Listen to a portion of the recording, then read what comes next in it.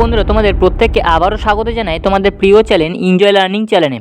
তো আজকে আমরা অনেকেরই বাংলা প্রশ্ন নিয়ে একটু অসুবিধা প্রবলেম থেকেই থাকে, কারণ তোমাদের হাতে আর বেশি দিন টাইম নেই। তাই আমরা আজকে ডিসকাশন করব বাংলার কিছু প্রশ্ন এবং উত্তর নিয়ে। তো আজকে আমরা যে টপিকটা মেন আলোচ্য বিষয় সেটা হলো জ্ঞানচক্ষু। এখানে আশাপূর্ণা দেবী রচিত জ্ঞানচক্ষু গল্পে টোটালটাই তপনের ওপর কিন্তু গল্পটা লেখা হয়েছে। ঠিক আছে, তো চলো এখান থেকে কী কী প্রশ্ন ইম্পর্টেন্ট 2 নাম্বার, 3 নাম্বার এবং 5 নাম্বারের টোটাল সাজেশানটা আমরা দেখে নেব। এবং আমি সবসময় যেটা বলি তোমাদের কাছে, যে তোমরা যদি চ্যানেলে নতুন হয়ে থাকো তো অবশ্যই আমাদের চ্যানেলে একজন সদস্য হয়ে যাও, চ্যানেলটাকে সাবস্ক্রাইব করে। তো চলো বেশি না কথা বলে ভিডিওটা শুরু করা যাক। তো দেখো, এখানে কিন্তু প্রশ্ন সমেত আমি উত্তর দিয়ে দিয়েছি। তো তোমরা এগুলো ভালো করে রেডি করবে। দেখো, এই প্রশ্নের অন্য যদি উত্তর পাও তোমরা সহায়িকাতে, আমি বারবার বলছি সেগুলো কিন্তু তোমরা করতে পারো, বাট এখানেও উত্তরগুলো লেখানো আছে। এই উত্তর করলেও কিন্তু অবশ্যই 100% হবে। এবং তোমরা এটা শিওর থাকো যে এখান থেকে একটা বড় প্রশ্ন আসবেই আসবে। তো দেখো, প্রথম প্রশ্ন দিয়েছি কি না, নতুন মেশোকে দেখে জ্ঞানচক্ষু খুলে গেল তপনের।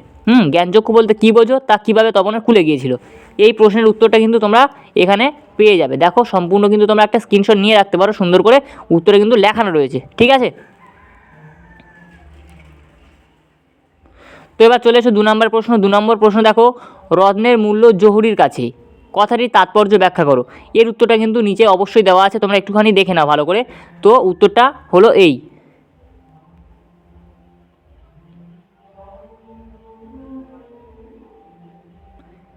তো চলো 3 নম্বরে দেখা যাক। 3 নম্বরে লেখা আছে কি, বিকেলে চায়ের টেবিলে ওঠে কথাটা, কোন কথাটা উঠেছিল। এর উত্তর কিন্তু এখানে দেওয়া আছে।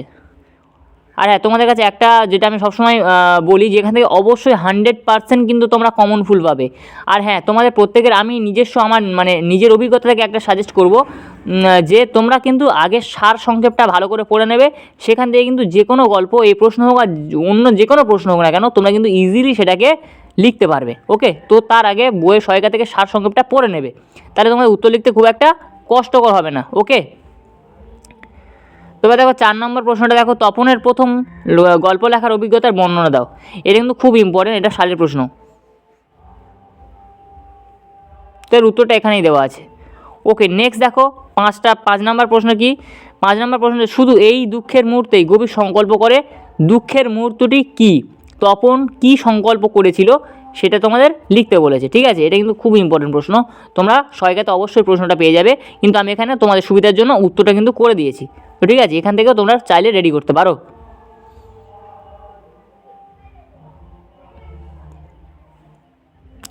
6 নম্বর প্রশ্ন দেখো, আজ যেন তার জীবনের সবচেয়ে দুঃখের দিন, কার কথা বলা হয়েছে, আজ কী কারণে বক্তার কাছে সবচেয়ে দুঃখের দিন। এটা কিন্তু খুব ইম্পর্টেন্ট। হয়তো ভাবছো যে এখান থেকে পড়বে না, কিন্তু আমি তোমাদের 100% বলে দিচ্ছি এখান থেকে কিন্তু একটা অবশ্যই আসবে, তোমরা একটু ভালো করে দেখে যেও।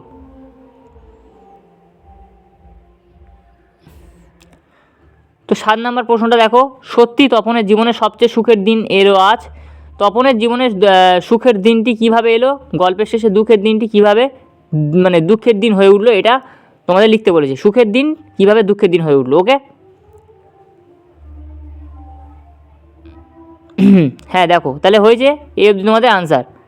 ওকে, এবার লাস্ট প্রশ্ন যেটা আমি দেবো সেটা হলো গিয়ে, পৃথিবীর এমন অলৌকিক ঘটনাও ঘটে, কোন ঘটনাটাকে অলৌকিক বলা হয়েছে, অলৌকিক বলতে কী বোঝো। এই প্রশ্নের উত্তরটা হচ্ছে এই দেওয়া আছে নিচেতে, তোমরা একটু দেখে নাও।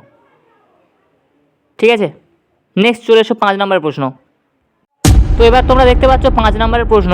তো এখানে দেখো, প্রথম প্রশ্নটা তোমাদের দেওয়া হয়েছে, জ্ঞানচক্ষু গল্পে জ্ঞানচক্ষু বলতে কী বোঝানো হয়েছে, গল্পটি পড়ে তুমি কী কী শিক্ষা পেলে, এখানে লেখো।